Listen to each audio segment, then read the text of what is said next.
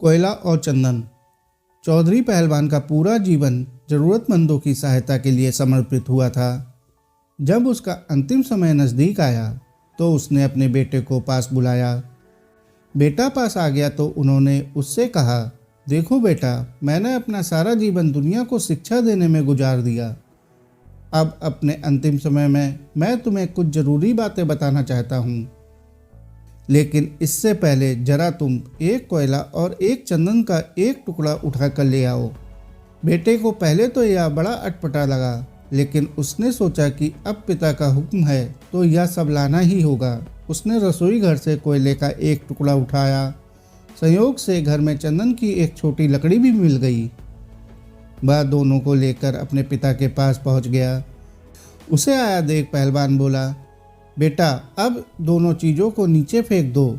बेटे ने दोनों चीज़ें नीचे फेंक दी और हाथ धोने जाने लगा तो पहलवान बोला, जरा ठहरो बेटा, मुझे अपने हाथ तो दिखाओ। बेटे ने हाथ दिखाए तो वह उसका कोयले वाला हाथ पकड़कर बोले, देखा तुमने?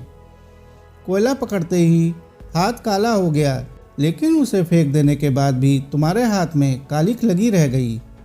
गलत लोगों की संगति ऐसी ही होती है। उनके साथ रहने पर भी दुख होता है और उनके ना रहने पर भी जीवन भर के लिए बदनामी साथ लग जाती है। दूसरी ओर सज्जनों का संग इस चंदन की लकड़ी की तरह है, जो साथ रहते हैं तो दुनिया भर का ज्ञान मिलता है और उनका साथ छूटने पर भी उनके विचारों की महक जीवन भर बनी रहती है।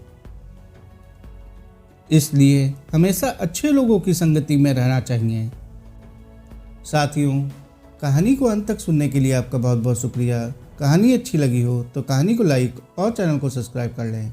धन्यवाद।